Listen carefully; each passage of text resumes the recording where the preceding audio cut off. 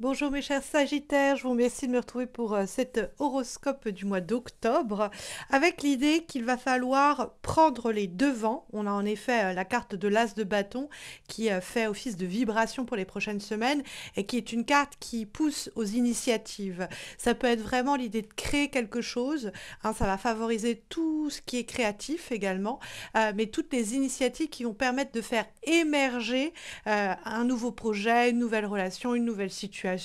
C'est aussi une carte de passion, de désir et d'intensité. Donc elle va vous encourager également à suivre tout ce qui est de cet ordre pour faire émerger quelque chose d'innovant ou de nouveau.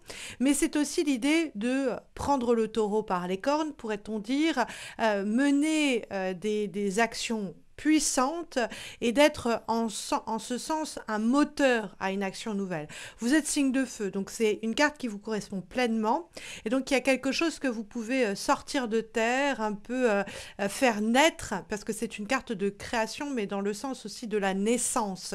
C'est quelque chose qui vient à naître, l'as de bâton. C'est un as, donc c'est un potentiel, une potentialité qui demande à ouvrir pleinement ses ailes, qui demande à s'accomplir. Et vous pouvez être eh bien, le facteur qui va permettre de déclencher ça, le catalyseur de la nouveauté, de l'initiative, de la création. Mais il peut y avoir une opportunité qui se présente à vous au cours des prochaines semaines et il faut se jeter sur cette occasion. Et puis l'as de bâton, ça peut être si quelque chose vous dérange ou qu'il y a quelque chose que vous voudriez changer, eh bien vous en avez les moyens, il faut prendre les devants à cet égard. Puisque nous trouvons également dans les actions et les attitudes qui vont vous être profitables au cours des prochaines semaines, la carte est bien du 9 de bâton, mes chers Sagittaires. Et le 9 de bâton, c'est une carte qui nous apprend à savoir s'affirmer. Alors, ça peut être dans l'assertivité, c'est-à-dire que la communication peut être douce, on s'affirme, on se tient droit dans ses baskets en disant voilà ça je veux, ça je ne veux pas, c'est-à-dire on ne se laisse pas on va dire marcher sur les pieds, on ne laisse pas les autres empiéter sur notre territoire, sur nos plates-bandes, on va avec le 9 de bâton savoir aussi mettre là haut là, dire non quand c'est nécessaire, mais ça peut se faire dans la rondeur. On ne va pas forcément chercher le conflit avec le 9 de bâton, on va simplement rappeler eh bien, les autres à la raison ou rappeler aux autres les limites à ne pas dépasser, rappeler voilà, ça c'est mon champ d'expertise, ça c'est mon terrain, je n'ai pas à recevoir des ordres ou à ce qu'on vienne faire les choses à ma place, je peux marcher de façon autonome et indépendante, ou alors dans des rapports un peu plus personnels, tu n'as pas à me parler comme ça, je n'ai pas à recevoir d'ordre de ta personne, je ne fonctionne pas au bâton mais plutôt à la carotte. Rappelez aux personnes qu'elles doivent vous respecter et ne pas abuser de votre gentillesse, de votre serviabilité, de votre courtoisie, de votre amabilité, de votre sens du service, etc. Le 9 de bâton, c'est en ce sens s'affirmer, même s'il y a une grosse fatigue, essayer de le faire voilà, sans que ça aille dans le rapport de force. Mais c'est vrai que le 9 de bâton, il y a ce côté je ne veux pas on me marche dessus, quoi. Et je vais faire en sorte d'être entendu, respecté à ce sujet. Ça peut être une carte qui vous encourage à, dans une relation nouvelle, un projet nouveau, tout de suite mettre des limites, tout de suite mettre un cadre dans lequel vous vous épanouirez et où vous vous sentirez respecté, aimé ou en tout cas traité avec le minimum de savoir-vivre que vous nécessitez pour vous épanouir dans ce cadre, dans cette situation, dans cette relation, dans ce domaine. Je vous dis ça parce que dans les obstacles et les difficultés éventuelles pour les semaines qui viennent, nous avons le 5 d'épée. Et le 5 d'épée, ça peut être des discussions qui sont pénibles, des rapports qui sont houleux, ça peut être des conflits parce que bah, la personne cherche un peu à s'imposer, alors quelquefois c'est chien qui aboie ne mord pas, donc c'est quelqu'un qui peut vous tester, qui peut un peu voir en vous poussant dans vos retranchements jusque où vous supportez, vous endurez, donc plus rapidement vous rappelez l'autre à l'ordre et vous lui dites non, non, mais tu vas pas me parler comme ça ou ça va pas se passer comme ça, plus rapidement l'autre se dira tiens, bon, je peux pas aller aussi loin, je peux pas aller plus loin, et elle se calmera d'emblée. Donc, il suffit de juste rappeler l'autre à l'ordre et puis les choses se feront bien. Mais ça peut être comme c'est un cadre nouveau, des situations nouvelles, des rapports un peu différents de ce qu'on avait vécu jusqu'alors, le besoin aussi de, par la parole, réussir à arrondir la situation, arrondir les angles dans cette situation sans que ça ne débouche sur des conflits. Parce que le 5 d'épée, ça peut être le risque. Ça peut être, bah, on s'engueule, on se dispute, le ton monte parce qu'on est épuisé. Le 9 de bâton peut signaler de la fatigue dans le cadre des actions nouvelles qu'on doit entreprendre, de cette situation, de cette discussion qu'on n'avait pas jusqu'alors abordé, donc on est en train de pénétrer des terres encore un peu inconnues. Il y a un risque comme ça que ça dégénère, que voilà, on utilise le mauvais mot au mauvais moment, ou que l'autre peut-être aussi abuse et finisse par nous faire sortir de nos gonds, et puis bah voilà, ça, la dispute nous guette, quoi. Donc faire attention, il y a un savant mélange de dosage sur les semaines qui viennent pour à la fois s'affirmer, initier peut-être des dialogues qui vont permettre aussi de mettre les choses au clair pour pas que ça vienne à s'envenimer, et le faire de sorte à ce que justement ça ne provoque aucun conflit et que ça ne s'envenime pas. Parce que ce serait dommage de mener un dialogue pour que les choses se passent bien et que ce dialogue suscite des conflits. Donc toujours hein, le bon dosage. Le 5 d'épée, ça peut être aussi un sentiment de défaitisme, de pessimisme qui vous a traversé ou qui pourrait vous toucher au cours du mois d'octobre. Et là, vous avez avec l'as de bâton, le 9 de bâton, un regain d'énergie, une nouvelle situation, un rapport, une relation nouveau-nouvelle qui pourrait faire que se dissipe eh bien, le sentiment de tristesse, les inquiétudes, la crainte de l'avenir que le 5 d'épée peut signaler. Parce que le 5 d'épée, ça peut être l'idée qu'on a perdu une bataille, mais on n'a pas pour autant perdu la guerre. Mais on pourrait avoir ce côté un peu amer de ce qui s'est produit et qui pourrait nous amener à craindre ce qui va arriver dans le souvenir que nous avons de ce qui s'est passé. Donc il faut faire attention à bien distinguer les défaites éventuelles du passé et ce qui nous attend. On peut remporter la prochaine bataille, voire la guerre dans sa totalité, malgré le sentiment d'échec qu'on a pu traverser. On peut aussi avoir des personnes autour de nous qui sont terriblement défaitistes et à chaque fois que vous leur parlez d'une idée, d'un projet, qui vont vous dire « Ah non, cherche pas, tu vas te mettre dans une situation difficile, tu vas te causer des tracas. » Bon, c'est des personnes qui sont frileuses en général. Donc pareil, ne les laissez pas vous remplir l'esprit de pensées néfastes et venir pourrir votre optimisme. Hein. Déconnectez-vous de ces personnes-là le temps de vous lancer dans ce projet ou dans cette situation nouvelle. Parce qu'on a le 8 d'épée aussi. Et le 8 d'épée, il va communiquer avec le 5 dans l'idée qu'on peut avoir des personnes qui, à force de nous rabâcher, qu'on va se planter, que ça va pas marcher, ou qui sont de toute façon en train de ressasser des pensées noires, ou qui sont, vous voyez, les gens un peu en train de nous plomber, quoi.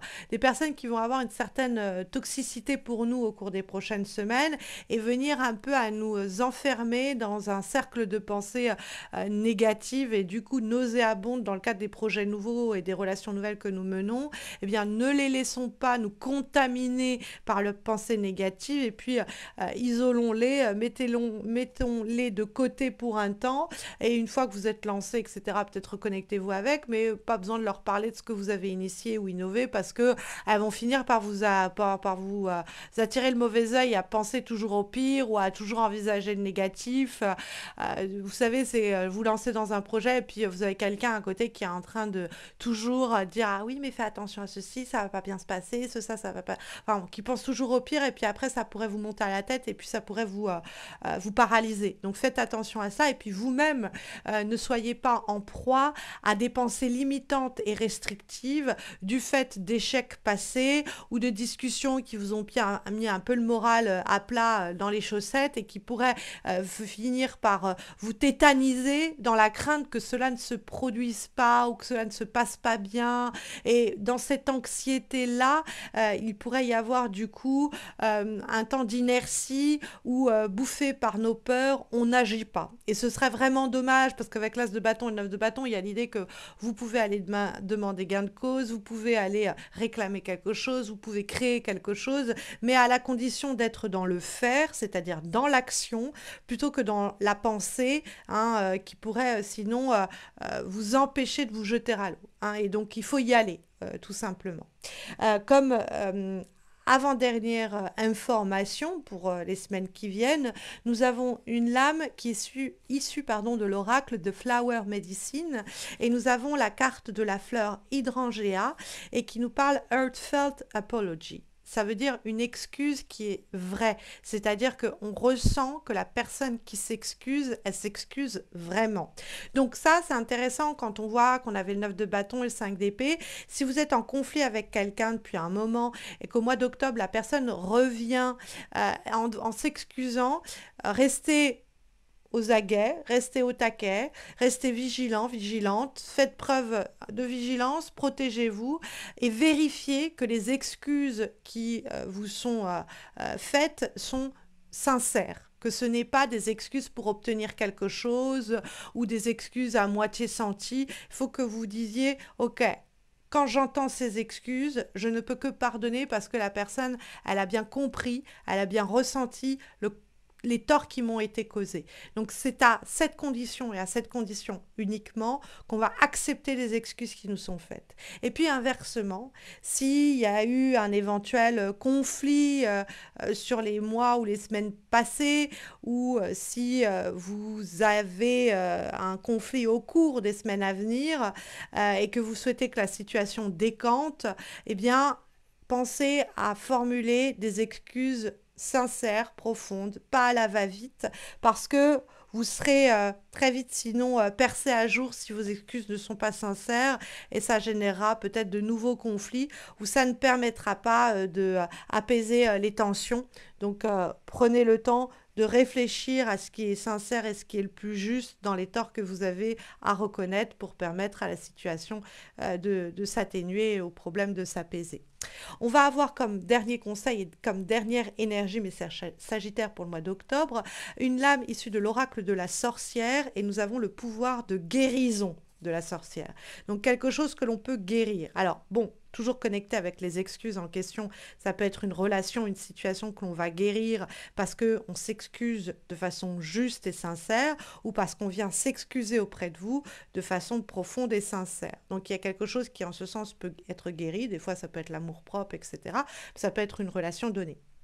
Mais la guérison, ça peut être aussi vos doutes, le 8 d'épée, vos peurs, hein, le 5 d'épée, tout ce qui va vous limiter dans votre évolution personnelle, professionnelle, matérielle, tout ce qui va vous empêcher de mener des actions décisives telles l'as de bâton, hein, qu'il va falloir désamorcer au cours du mois d'octobre. Et donc, c'est à portée, hein, c'est possible pour vous, du coup, de le faire.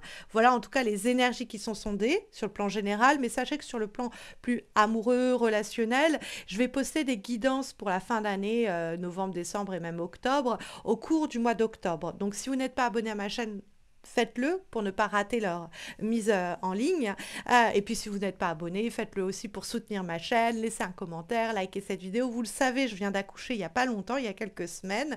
Donc, je suis avec un nouveau-né que j'allaite. Alors, imaginez que trouver le temps pour enregistrer ces 12 vidéos sans qu'il n'y ait un bruit de pleurs de bébé qui vous gêne, intempestif, bah, c'est pas facile, un peu un casse-tête. Donc, le moindre des messages est encourageant et me dit que j'ai bien fait de prendre ce temps pour vous.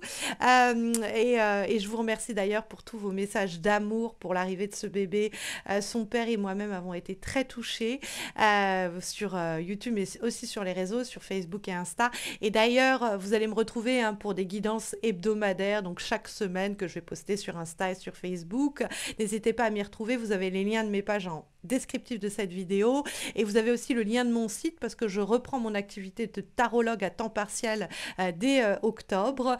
Donc si vous avez besoin d'une question, eh bien, je peux tirer les cartes pour vous et je reprendrai mon travail de tarologue à temps complet dès le mois de novembre. Je vous souhaite eh bien à tous et à toutes de très belles semaines à venir, mes chers Sagittaires. J'espère vous retrouver très vite pour les horoscopes de novembre ou pour ces guidances amoureuses qui paraîtront eh bien, en octobre. D'ici là, prenez bien soin de vous.